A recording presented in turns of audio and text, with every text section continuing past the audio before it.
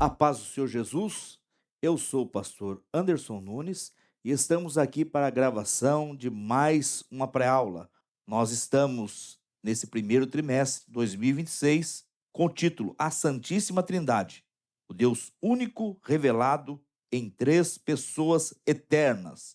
O comentarista, pastor Douglas Batista.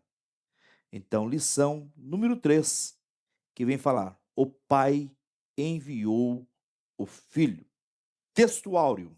Nisto se manifestou o amor de Deus para conosco, que Deus enviou seu Filho unigênito ao mundo para que por ele vivamos. 1 João, capítulo 4, versículo 9. A verdade prática diz: o envio do Filho revela o amor do Pai e a perfeita unidade da Trindade no plano da salvação, garantindo a redenção e a adoção dos crentes. A introdução dessa lição diz: no plano eterno da redenção, o Pai é quem envia o Filho para salvar o mundo. Essa verdade é revelada nas Escrituras, manifesta o amor do Pai e reafirma a unidade e a missão da Santíssima Trindade. Nessa lição, veremos como o envio do Filho, unigênito de Deus, a segunda pessoa da Trindade, revela em profundidade a suprema expressão do amor de Deus, a plenitude do tempo para a redenção e a obra perfeita da Trindade na salvação. Nessa lição, nós vamos ver a harmonia da Trindade no plano da salvação. E vemos aqui, no tópico 1, o envio do Filho e o amor do Pai. O envio do Filho é a expressão máxima do amor de Deus. E aqui no ponto 1 do tópico 1 diz: o amor incondicional do Pai. E vemos que o Pai enviou o seu único filho. E vemos aqui que o comentarista coloca João 3:16, porque todos nós, quando falamos do grande amor de Deus, nos lembramos desse texto, João 3:16, que diz: porque Deus amou o mundo de tal maneira que deu seu Filho unigênito para todo aquele que nele crê, não pereça, mas tenha a vida eterna. Deus amou. E esse texto, que é o texto áureo das Santas Escrituras, é o versículo-chave de todas as Escrituras, porque sintetiza a obra da salvação. E veja que realmente ele nos amou com amor incondicional. E aqui o comentarista vai falar que o verbo usado aqui do grego agapau, que e o substantivo é o ágape, vemos que o amor ágape é um amor incondicional. Não tem como explicar o amor de Deus. Este amor que enviou o seu único filho para morrer por nós na cruz do Calvário. Então, um amor sacrificial, um amor incondicional. E olhando para o amor de Deus, sabemos que este amor não pode ser explicado através da matemática, não há um número que expressa, através da filosofia, não tem como, através de poesia também não, da dramaturgia também não tem como. Vemos que o amor de Deus é indescritível, não tem como, é imensurável. E um poeta um dia disse: ainda que todas as árvores fossem papel e todos os rios fossem tinta, ainda seria impossível descrever o grande amor de Deus. Deus nos amou e enviou o seu Filho. E esse envio do Filho é algo que realmente transcende a nossa mentalidade. Nós não conseguimos entender e vemos que este amor alcança toda a humanidade. É incondicional, plenamente gracioso, sacrificial e absoluto. Efésios 2:5 diz: estando nós mortos em nossas ofensas, nos vivificou juntamente com Cristo. Pela graça sois salvos. Nós que éramos inimigos de Deus, mas somos reconciliados através do Filho. O salmista diz no Salmo 8:4: o que é o homem para que Deus se lembre dele? E quem é o filho do homem para que Deus o visite? Realmente o homem não é nada, mas Deus demonstra interesse profundo nesse ser indigno que somos nós, que realmente, quando nós não éramos nada, Ele nos amou, Ele nos amou. E esse amor que é sem limitação, é um amor incondicional, sem querer nada em troca, sem exigências. Nós não tínhamos o que oferecer. E vemos que Efésios 2:5 diz: mas Deus, que é riquíssimo em misericórdia, pelo seu muito amor que nos amou. Seu amor, realmente, Deus, como diz lá em 1 João 4:8, Deus é amor. Deus é amor. Ele nos amou. E veja que realmente esse amor não dá para compreender, que foi a ponto de enviar o seu único filho. E veja, porque Deus amou. Ele amou o mundo. E o mundo aqui vem do grego cosmos, que não quer dizer apenas o significado geográfico do mundo, mas também aqui quer dizer que abrange toda a humanidade, todo ser, toda a raça adâmica. Este amor contempla todos, é para todos, sem exceção. Todos podem chegar à salvação. E esse texto aqui, quando diz todo, denota realmente totalidade, é para todos. Não há um grupo seleto apenas que vão ser salvos, mas todos podem ser salvos. Não cremos em uma expiação limitada, que Cristo morreu apenas por alguns.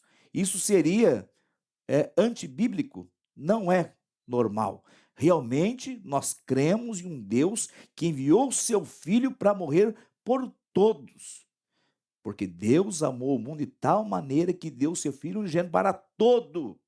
Também Tito 2:11, a graça nos é manifestado, trazendo salvação a todos os homens.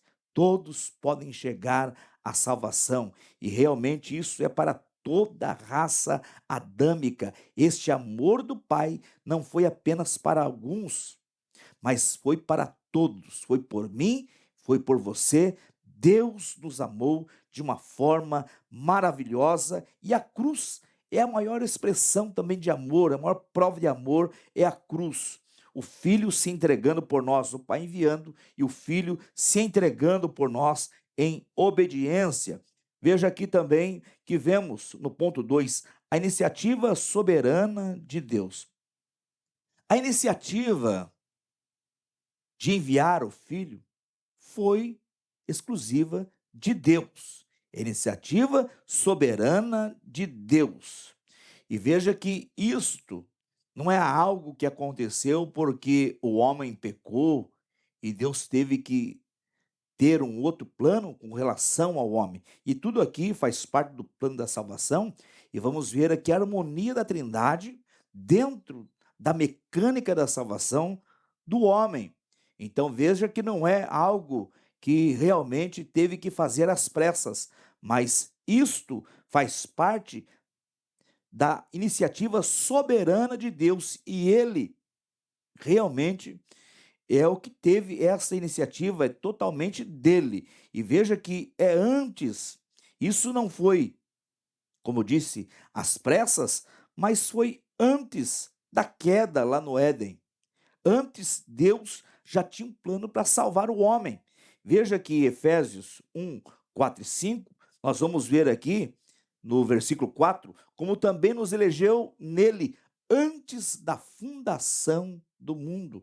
Ele já pensou em nós antes da fundação do mundo. Também em 1 Pedro 1:20, Pedro vai dizer também que foi antes da fundação do mundo. Deus, em sua soberania e seu imensurável amor, tomou a iniciativa de enviar o Salvador.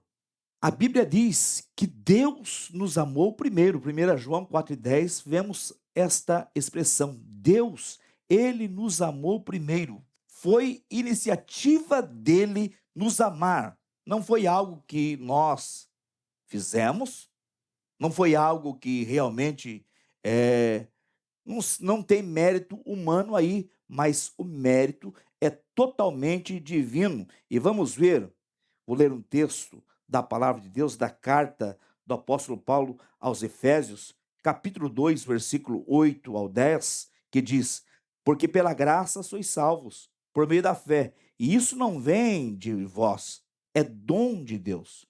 Não vem das obras, para que ninguém se glorie, porque somos feitura sua, criados em Cristo Jesus para as boas obras, as quais estabeleceu para que andássemos nela. Então, a salvação não vem de nós, vem de Deus, é dom de Deus, é o amor de Deus. E realmente o homem não tem mérito algum nisso, é mérito de Deus. E veja que em Efésios 1:9, Paulo vai dizer que nós descobrimos o mistério da sua vontade, que o mistério da sua vontade realmente foi salvar o homem, tudo para salvar o homem. A iniciativa foi toda de Deus. E vemos que isso foi visto antes da queda do homem.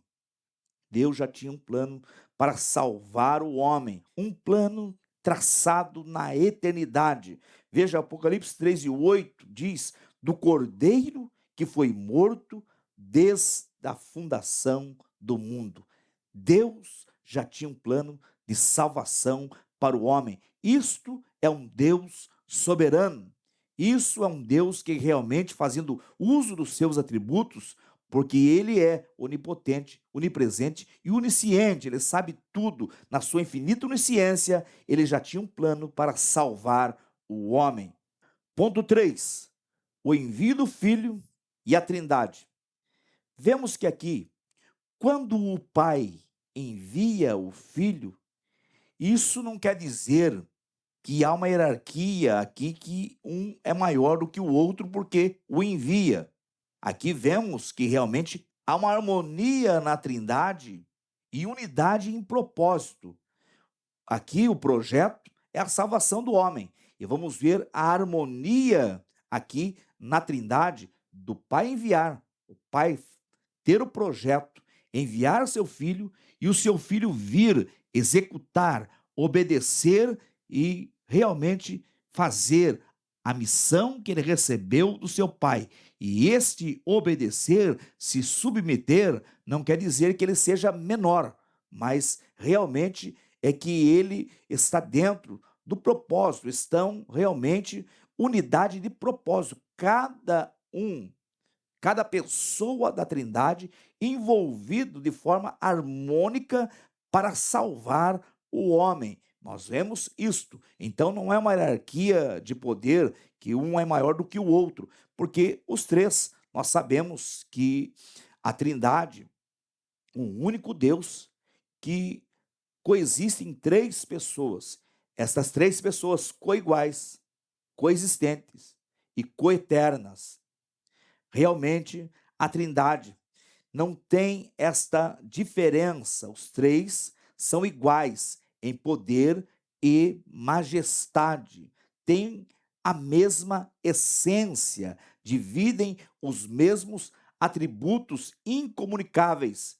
Realmente, a Trindade, ela não há essa hierarquia.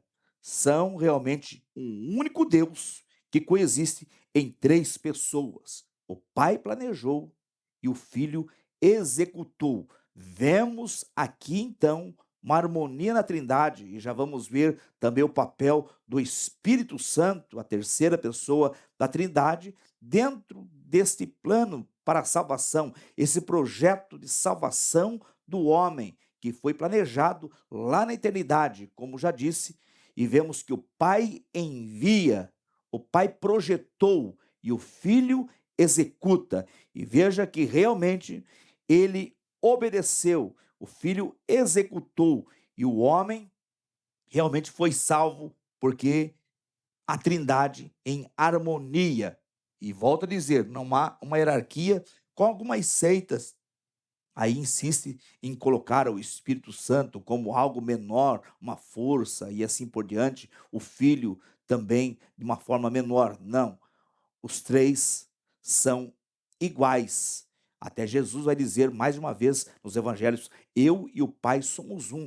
Diante da pergunta de Felipe, em João 14, diz: mostra-nos o Pai, é o que nos basta.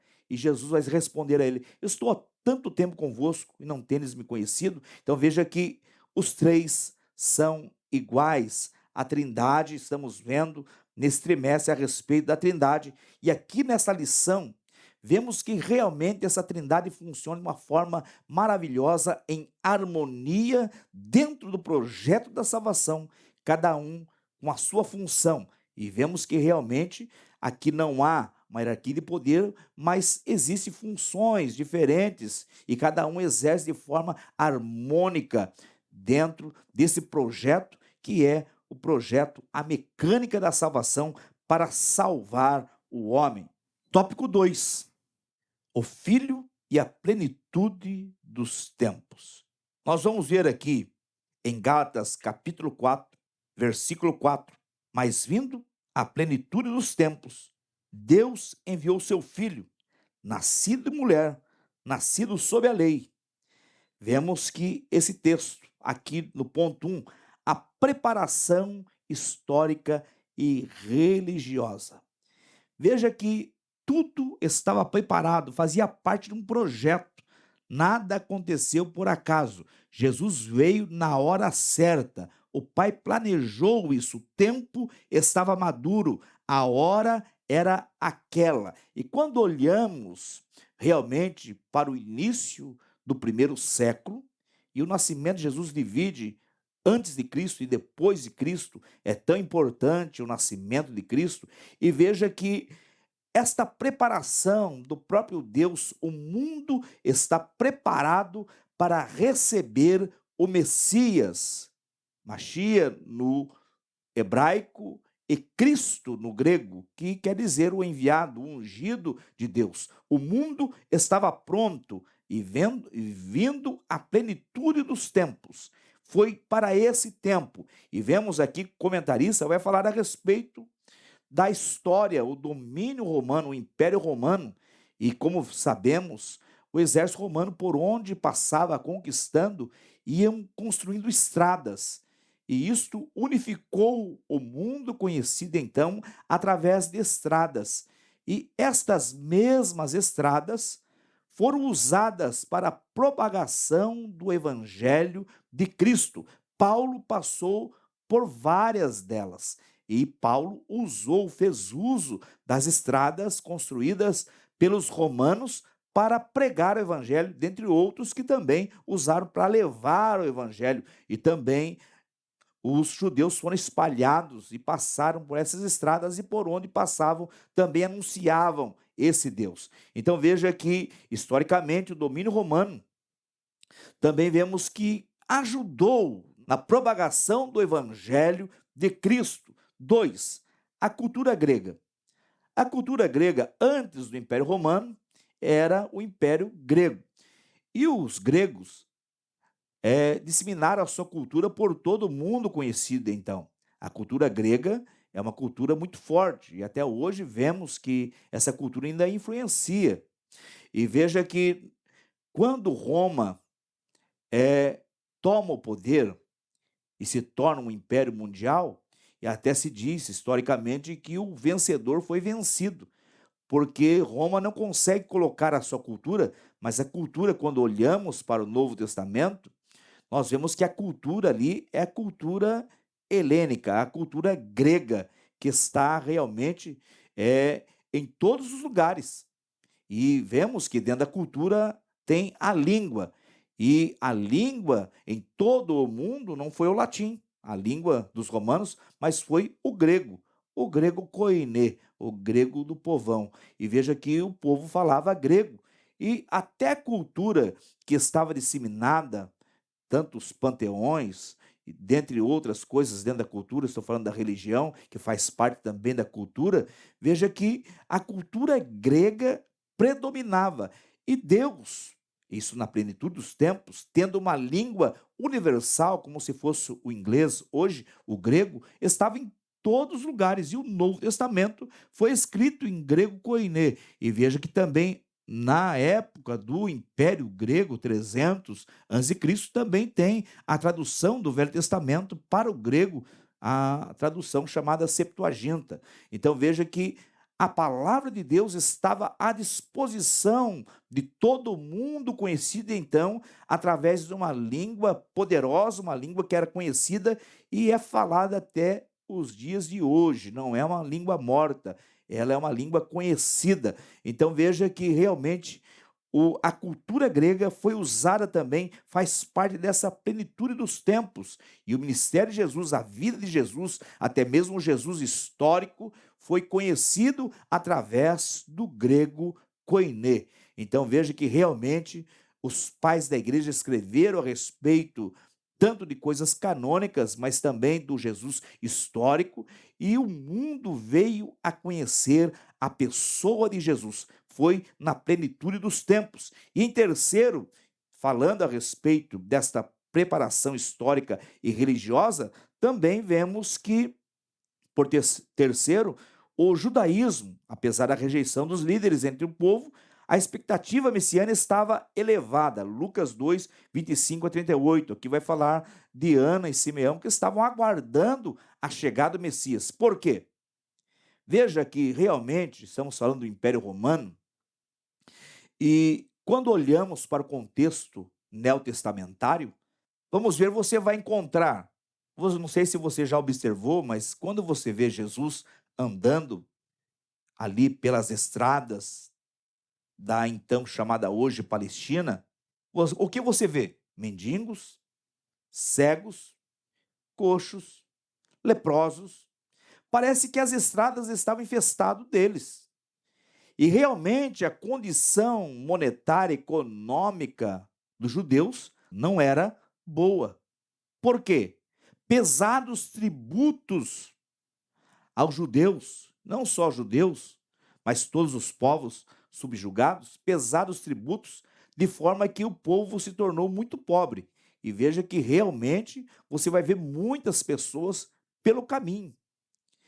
É nesse contexto que nós encontramos, por isso que o judaísmo está aí em alerta, esperando o Messias, porque precisavam do Messias, porque as coisas não iam bem, nem na religião, nem na economia, e nem politicamente. Tudo estava indo muito mal, e eles aguardavam o Messias, aquele que realmente livraria Israel. E a visão deles sempre foi esta, por isso não aceitaram Jesus, porque eles esperavam um Messias político. Mas como está escrito em Mateus 1 e 21, e porás o nome dele de Jesus, pois ele livrará o homem do seu pecado. Ele veio para morrer por nós. Jesus não veio para que nós fôssemos ricos. Ele veio porque nós estávamos perdidos e precisávamos de salvação, e ele veio para nos salvar. Foi enviado pelo Pai e executou esse projeto, morrendo por nós na cruz do Calvário, porque estávamos condenados ao inferno, porque o salário do pecado é a morte, como escreveu Paulo aos Romanos. Mas Deus enviou seu Filho para morrer por nós, para que nós pudéssemos ser salvos desta condenação do pecado. E tudo isso foi orquestrado pela Trindade, este plano maravilhoso da salvação do homem. Ponto 2. O filho nascido sob a lei. Vemos aqui na parte B do versículo de Gálatas 4:4, nascido de mulher, nascido sob a lei, ou debaixo da lei. Veja que Jesus aqui expressa a sua humanidade. E quando falamos de Jesus, lembramos da sua deidade. Ele era 100% Deus e 100% homem. Vamos falar disso na lição 5, falando a respeito da pessoa de Jesus. E realmente aqui demonstra a sua humanidade, nascido de mulher. E vemos que ele assumiu nossa natureza humana.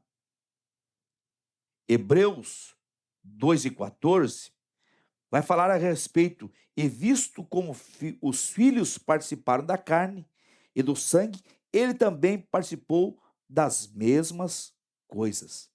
Ele se tornou carne. João vai dizer que ele tabernaculou entre nós e vimos a sua glória como a glória do unigênito, filho do Pai, cheio de graça e de verdade. Versículo 18 do capítulo 1 do Evangelho de João.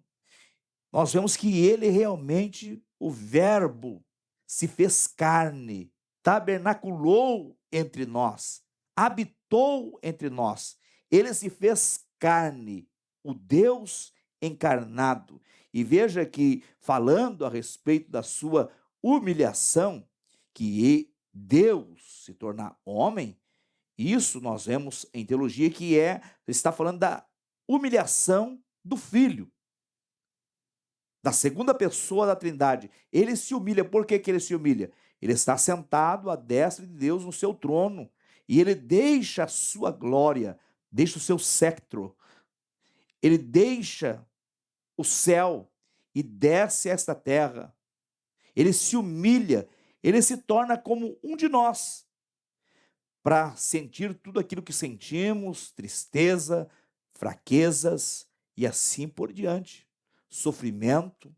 E veja que Paulo escreveu em Filipenses capítulo 2, a partir do versículo 5, dizendo que ele, sendo Deus, não teve por usurpação ser igual a Deus, mas antes aniquilou-se a si mesmo, tomando a forma de servo, fazendo semelhante aos homens, e achado na forma de homem, humilhou-se a si mesmo, sendo obediente até a morte e morte de cruz.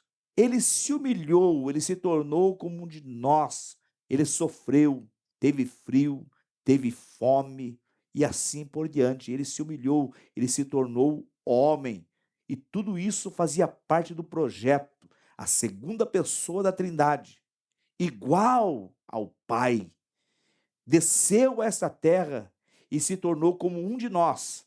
E conta-se uma história de um menino que estava preocupado com seus peixes do aquário, seus peixinhos, que estavam morrendo porque não queriam comer. Na verdade, estavam doentes. E ele disse a seu pai: como eu queria me tornar como um peixinho e entrar no aquário e dizer para eles que eles precisam comer, senão eles vão morrer. E Jesus fez exatamente isso. Ele olha para essas criaturas pequenas, como já citei o Salmo 8 e o verso 4. O que é o homem para que o visites? O que é? Nós não somos nada, mas ele se tornou como nós. No caso do menino, ele se tornou realmente como um peixinho, entrou dentro do aquário e falou a língua dos homens, sentiu o que os homens sentem, entendeu o homem, e realmente esse Deus maravilhoso enviou o seu Filho para estar entre nós, viver entre nós e dar a sua vida por nós, porque apesar de ele ser 100% Deus e 100% homem, essa é a sua deidade, lá no deserto a tentação ele venceu como homem, e na cruz também ele venceu como homem. Então ele se humilhou para que nós pudéssemos ser salvos. Ele deixou a sua glória para vir a esta terra para dar a sua vida por nós. A declaração nascido sob a lei significa que Jesus cumpriu todas as exigências da lei mosaica. Mateus 5,17 diz que ele cumpriu todas, ele veio para cumprir. E ele cumpriu realmente todas elas. E vemos que ele foi o único homem a cumprir plenamente a lei de Deus, sem transgredir em um momento algum. conforme está escrito em 1 Pedro 2:22. E veja que está escrito: o qual não cometeu pecado, nem sua boca se achou engano. Então veja que, assim sendo, ele pôde oferecer o sacrifício perfeito, como o escritor aos Hebreus vai escrever lá no capítulo 7, a respeito do sacrifício perfeito, o cordeiro sem mácula, sem defeito, sem pecado. Então, ele cumpriu toda a lei de forma literal, porque aquilo que era sombra, o Velho Testamento que era sombra, e dentro da liturgia do templo e do tabernáculo, o sacrifício do cordeiro, que o cordeiro tinha que ser imaculado, sem mancha, apontava para Cristo. E Paulo vai escrever aos Colossenses, no capítulo 2, dizendo que são coisas, são sombra das coisas futuras. E Hebreus também vai falar a respeito que o Velho Testamento era a sombra daquilo que ainda iria vir. E tudo isso aponta para a pessoa de Jesus, e ele cumpre literalmente porque ele é o próprio Cordeiro que vai realmente ser sacrificado na Páscoa. E a diferença de cordeiro aqui, você pode entender que o cordeiro é sem mácula, porque o cordeiro é menos de um ano, é algo puro, é um animal puro, ainda não conheceu a fêmea, a ovelha, diferente do carneiro, que é um adulto que já conheceu a fêmea. Mas o cordeiro, ele é puro, e assim é a figura de Jesus para nós. Lá no Velho Testamento, o cordeiro que era sacrificado, e desde lá de Gênesis, da queda, o animal que foi sacrificado ali, que morreu, que verteu sangue ali, lá no Éden, para que da sua pele fizesse roupas para Adão e Eva usar, também, desde aquele animal, passando por todo o Velho Testamento e pela liturgia do tabernáculo e do templo, aponta para a pessoa de Jesus, porque a Bíblia diz em Hebreus que sem derramamento de sangue não há remissão de pecados. E vemos que desde a queda, um animalzinho teve que morrer para que o homem fosse coberto da sua vergonha. E realmente, no Velho Testamento, é a palavra usada para cobrir o pecado, é expiar, é cobrir. E já no Novo Testamento, após esse sacrifício ter acontecido de forma literal, através da pessoa de Jesus, o sacrifício perfeito, agora nós fomos não mais expiados, que era apenas coberto, mas fomos justificados através do sangue de Jesus. O preço da nossa redenção foi o sangue de Jesus, que foi vertido na cruz do Calvário, o sacrifício perfeito, que o escritor aos Hebreus vai dizer que agora não precisa mais de animais serem mortos, porque Cristo, ele realmente foi o sacrifício perpétuo, o sacrifício perfeito. Então, ele veio para cumprir a lei, e cumpriu na sua totalidade, de forma literal, cumprindo também todas as ordenanças da lei, até mesmo o batismo, que João Batista vai dizer: mas tu vens a mim? Mas ele deixa por agora. Então, porque ele tinha que cumprir toda a lei. E também, de forma literal, dando a sua vida, sendo o cordeiro, morrendo no domingo, ali na sexta-feira, sendo o cordeiro que morria antes da Páscoa. Ponto 3. Adoção de filhos.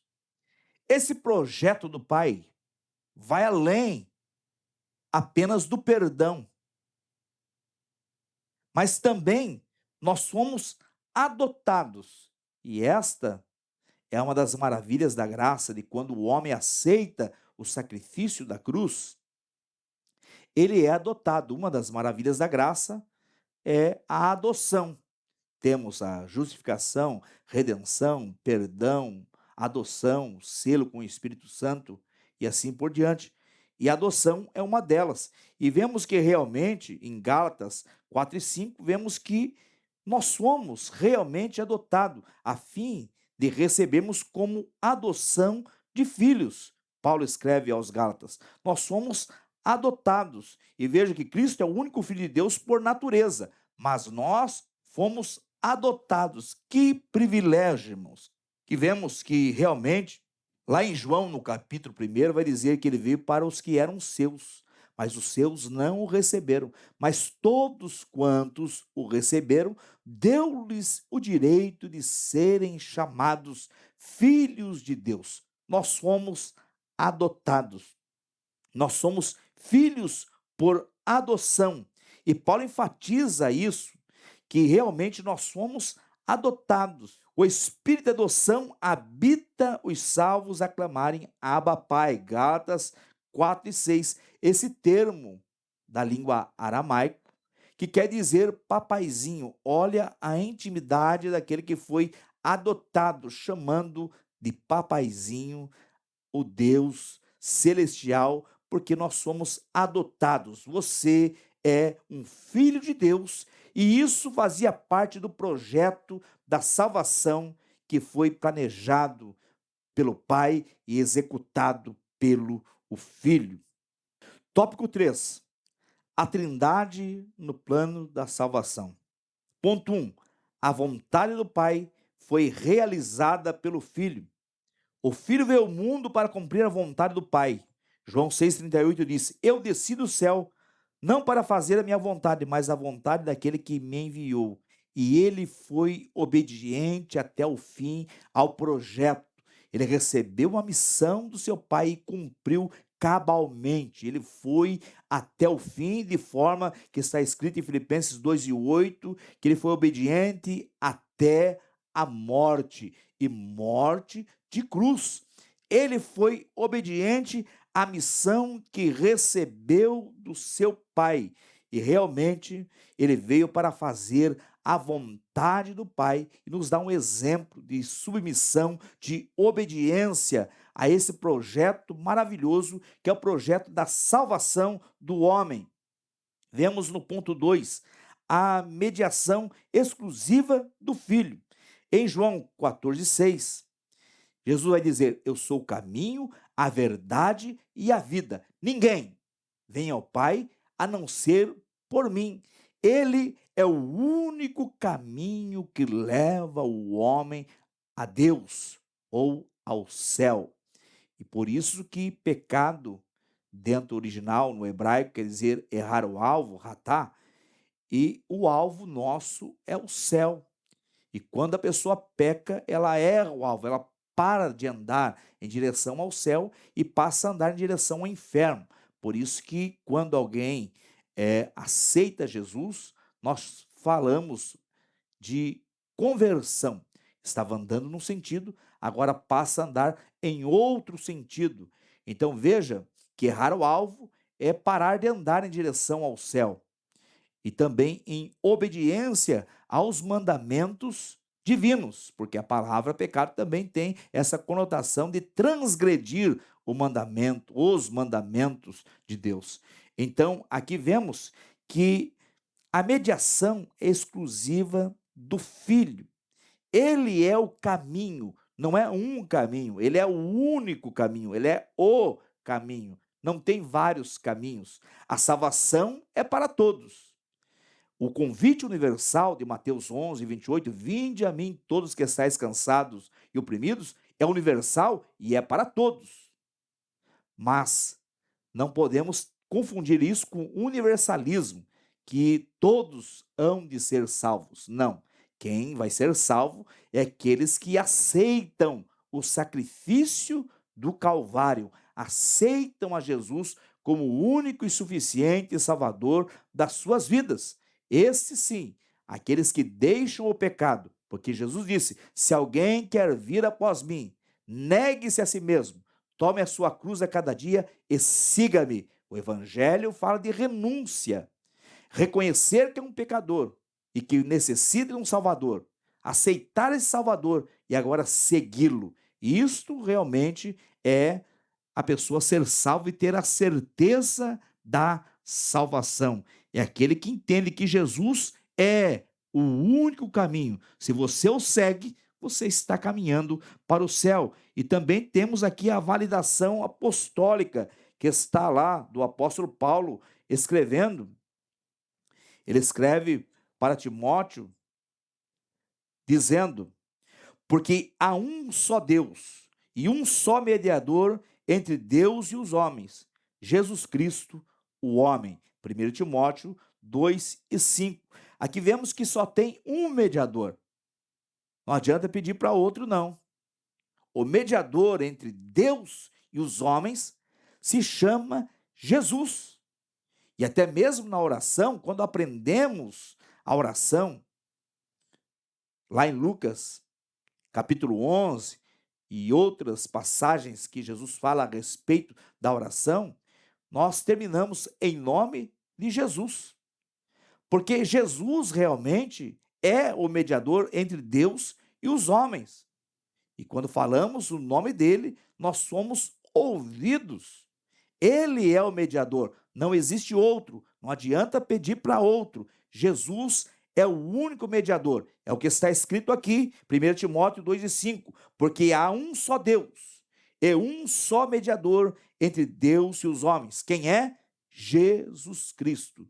Isso aqui é algo maravilhoso, por quê? Porque ele obedeceu, ele foi enviado e cumpriu cabalmente a missão, o projeto do Pai da salvação do homem. Foi ele que cumpriu, não foi outro. Foi ele que morreu por nós. Então, ele é o nosso mediador. Então, e vemos em Atos 4:12, também Lucas falando, escrevendo, ele é o autor do livro de Atos, ele vai dizer que em nenhum outro nome há salvação, apenas no nome de Jesus. A mediação é exclusiva do Filho. Veja que coisa maravilhosa essa harmonia na Trindade. O Pai envia, o Filho executa, e o Filho aqui é exaltado, de forma que Paulo vai falar a respeito dele, e Deus deu um nome que é sobre todos os nomes. E sobre esse nome, o nome de Jesus, todo joelho há de se dobrar, no céu, na terra e embaixo da terra. Esse nome é poderoso, porque ele realmente cumpriu a sua missão, morrendo por nós na cruz do Calvário. Ponto 3. Aplicação da salvação pelo Espírito. Veja que o Pai envia, o Filho obedece e executa. Agora o Espírito Santo aplica. Veja que o projeto é do Pai, o Pai envia, o Filho executa e o Espírito Santo aplica. Veja a harmonia na Trindade. Veja que realmente aqui há uma harmonia de propósito. Não há uma hierarquia de poder, aquele que é maior, mas há uma harmonia de propósito. Estão juntos em harmonia para que o homem fosse salvo. Os três fazendo papéis e funções diferentes. É isso, as três pessoas, não é uma maior do que a outra, mas tem funções e papéis diferentes. E aqui, no que tange ao plano da salvação, ou mecânica da salvação, vemos que cada um fez o seu papel de forma magnífica, e o Espírito Santo ainda está fazendo a sua parte dentro do projeto da salvação, porque a ele cabe aplicar a salvação do homem, porque vemos que o Espírito, quando falamos de mecânica da salvação, nós, arminianos, concordamos com os calvinistas no primeiro ponto, que o homem foi depravado totalmente e que ele não pode por si só chegar à salvação, ou ser regenerado, ou se arrepender, reconhecer o seu pecado. Quem faz esse papel é o Espírito Santo, porque Jesus disse que o Espírito Santo, em João capítulo 16, a partir do versículo 8, que o Espírito Santo convenceria o homem do pecado, da justiça e do juízo. Ele convence. Então o homem pecador é convencido pelo Espírito Santo. O homem é convencido pelo Espírito de Deus. Esse convencimento, que é a aplicação da salvação, ele é convencido que é um pecador e que necessita de um Salvador. Agora, esse homem sendo convencido, depois dele reconhecer o seu pecado, reconhecer que é pecador e necessita de um Salvador, porque só encontra o caminho do céu aquele que reconhece o seu pecado. Agora que ele reconhece que é um pecador, ele é regenerado, porque quando ele é convencido, ele se arrepende, ele reconhece, e após isso, ele é regenerado pelo próprio Espírito Santo, ele é regenerado. E depois ele é selado. Estamos falando aqui de maravilhas da graça. Depois ele é selado, é propriedade de Deus, é propriedade realmente de Deus. Ele é selado, como Paulo escreveu aos Efésios, dizendo que fomos selados. Nós somos propriedade de Deus. E dentro desse selo, quer dizer que nós somos não só selados como propriedade, mas que agora o Espírito Santo habita em nosso coração. E também ele nos santifica. O Espírito Santo nos santifica, porque no ato da conversão acontecem as maravilhas da graça. Champlin vai falar de 30 delas, e nós citamos algumas aqui que realmente todas executadas pelo Espírito de Deus, e dentre elas, uma que tem início no ato da conversão é progressiva, que é a santificação. O Espírito Santo nos santifica.